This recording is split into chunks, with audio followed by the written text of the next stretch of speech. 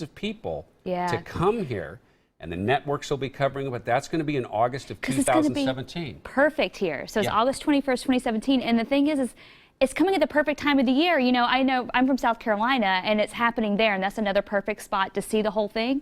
But you could have thunderstorms. You could have so much going on here. It's usually clear. This is probably going to be the best place. But we'll be the first place in the continental U.S. where first one to and see then it. You're right. It's going to move across the country. Arcs right across down the to country. South Carolina, it's going to be fascinating. I've had this marked on my calendar for years. And watch it be that one August day when we're totally. I know, like think about it, just like the Hood to Coast run. Remember that at the end of August, and it was just like this huge storm. Everyone's That's been waiting for the not storm. happen. Can you imagine how many mad people there would be? Okay, well let's just think pleasant thoughts, and let's think about that sunshine, because we're going to have to visualize it in our heads for now, because it's just going to be tough to see, because it is stormy out there. In fact, a very strong storm trying to develop right now just to our south. It's going to parallel the coastline. It's going to send in a ton of moisture our way, and we're getting ready for a wet and windy Wednesday. Most of the wind holding off until Wednesday night, so if you haven't gotten those objects in that you want to prevent from blowing away, you may want to do that at some point during the day tomorrow. But it is going to be wet tomorrow, and that's going to start right out the gate in the morning. Let's talk about the winds. The strongest winds will be out along the coast, and that's the only area that we're seeing any warnings or advisories at this point. But it could be a doozy tomorrow. We're talking gusts up near 70 miles an hour, perhaps higher for some of those higher elevations. That starts tomorrow at 4 p.m.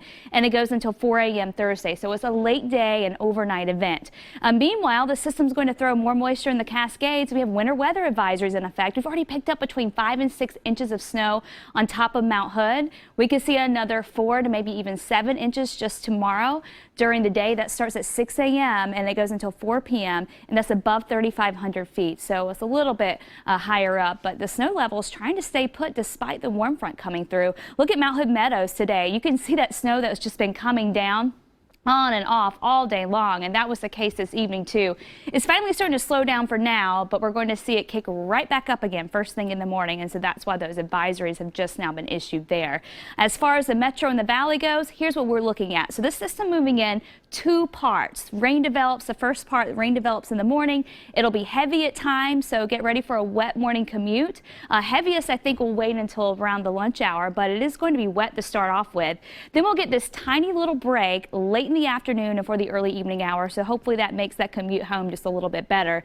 And then we gear up for the second part, and that's going to move in tomorrow night between 9 o'clock and midnight, and we're going to have very heavy rain, the heaviest rain of the entire thing, and then gusty winds where we could see gusts between 35 and 40 miles an hour. That puts us just shy of wind advisory criteria, but can't rule out a stray tree or something like that coming down, because once you hit 40, it seems like that's always that magic number where we do start to see a tree or two come down. So it's going to be very blustery tomorrow night. 45 degrees out there right now, east winds at 14, just adding to the chill at this point. Here's your breakdown, 7 a.m., mid-40s, showers around, rain, rain, rain as we go through the day. Temperatures not as chilly as today, though. We'll top out in the low to mid-50s tomorrow. Today we're stuck in the mid-40s, so that'll feel a little nicer.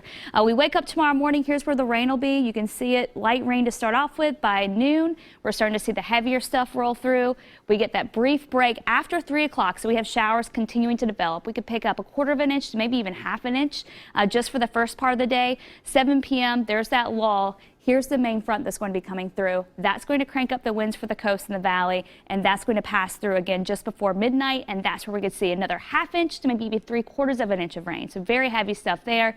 Then we get to Thursday, and we start off with a few lingering showers, and then we'll have a few showers at times Thursday afternoon as well. So it still stays wet, but a better chance to maybe see a peak or two of sunshine. Tomorrow, though, very gray, wet, and again blustery to wrap things up. We'll even see showers head east of the Cascades. Here's your 7-day forecast, and it stays wet all week into early next week too. Temperatures a little bit milder than today, highs in the 50s, and then we'll see yet another storm system moving in for the weekend. Okay, don't go to bed yet, anyone. Wait till you see these high